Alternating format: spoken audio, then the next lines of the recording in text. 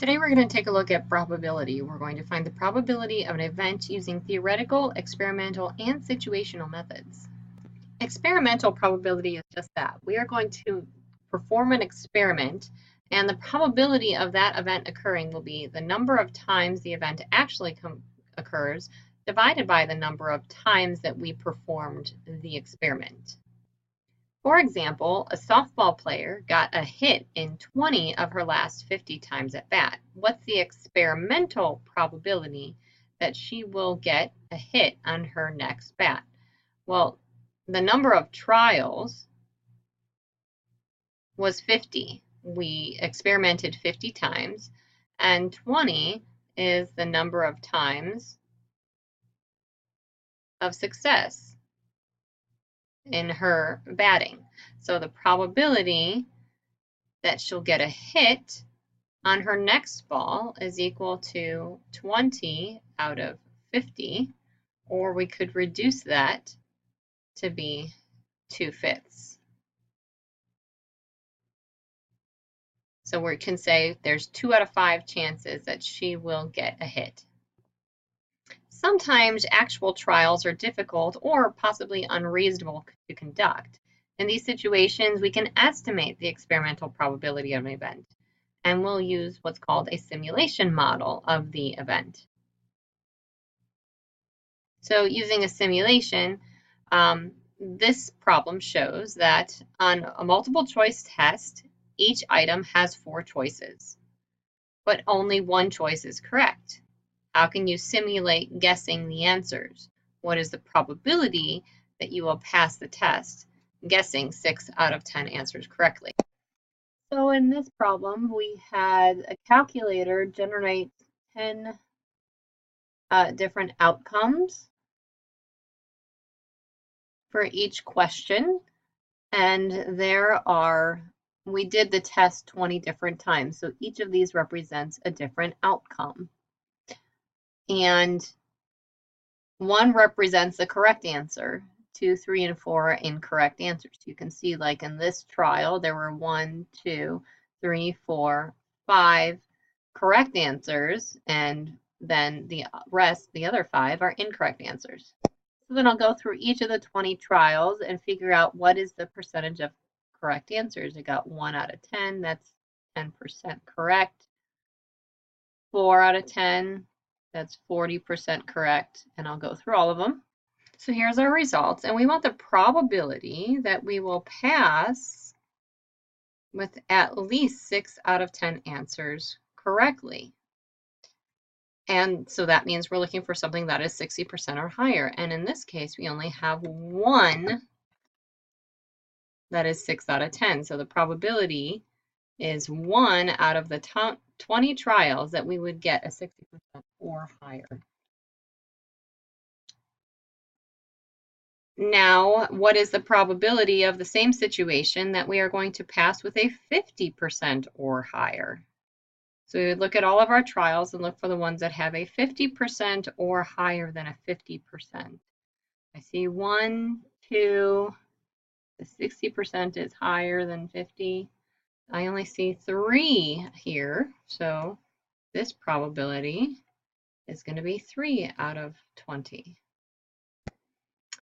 Now let's talk about theoretical probability. If a sample space has n equally likely outcomes, and event A occurs in m of these outcomes, then the theoretical probability of an event A is the probability of A is m out of n outcomes. So this is like, what is the probability of rolling a 1 out of a 6-sided die? Theoretically, there's only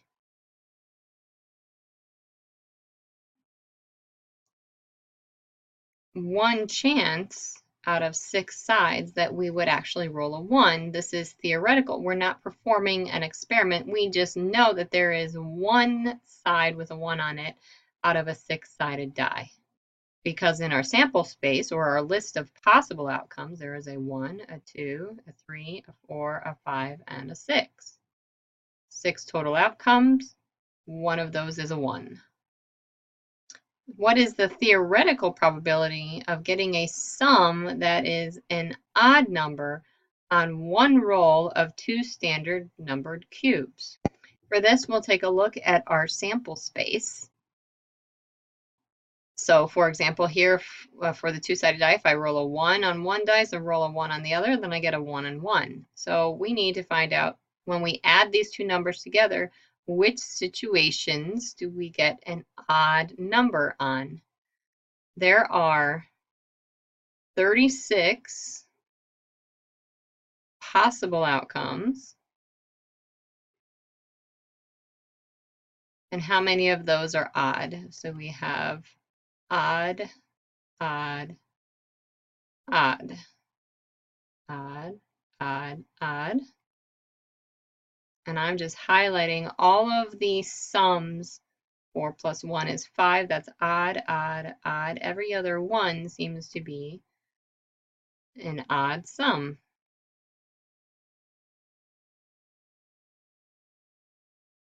So I add up these, which looks to be about half of our possibilities. So the probability of getting an odd sum is going to be 18 out of our total sample space of 36. Now, without calculating the probability for part B, it says, is it more likely to get an even or odd number on one roll of a standard numbered cube? Well, I would say since there is an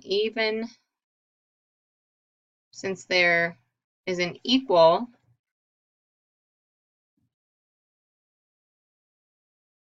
amount of odd versus even numbers on a die, I would say both of them are equally likely.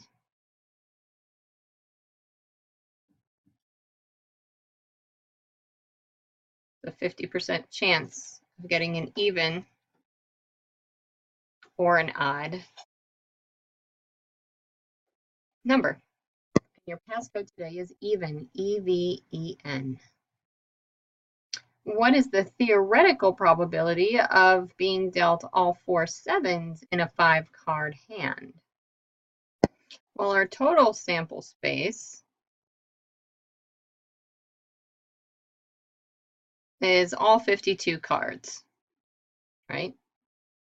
But we need to do this in 2 parts, or 3 parts. Number 1, how many combinations of 4 sevens are there? There are 4, choose 4, which is one way to get all 4s. Order's not going to matter here. I just want to make sure I get sevens, all 4 sevens. Step 2, how many combinations of the 5th card are there? So we want a 5-card hand. 4 of the cards are going to be 7. So what is going to be the 5th card? Well, 52 minus the 4 sevens is equal to 48 cards left. So we're going to take 48 cards and choose only one of them. That's 48 total. How many combinations of a 5-card hand are there in general? We have 52 cards and we want to choose 5 of them. So that's 2,598,960 different combinations of a 5-card hand that we can make out of 52 cards. So my solution is the probability of getting all 4s in 5 cards is going to take my possibility of my 4s times my possibility of my 5th card. Sorry, my possibility of this 4 of this, all 4 7s times the possibility of the 5th card, all over all total possibilities. So 1 times 48 out of 2,598,960, which reduces to 1 over 5,395. Now let's use geometry to determine a probability. So let's say a batter's strike zone depends on the height and stance of a batter. Suppose a batter's strike zone is 15 inches by 20 inches, and the high inside strike zone is 3 inches by 5 inches. What's the probability that a baseball thrown at random within the strike zone will be a high inside strike? So we need to know the total strike zone area,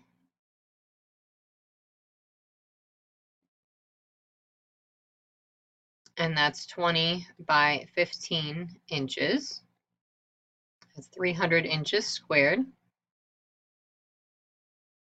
The inside strike zone, high inside area, that's a 3 by 5 or 15 square inches area. So then the probability that it will be a high inside is going to be that 15 inches squared out of 300, or a 1 out of 20 chance that it will be in that high inside strike zone.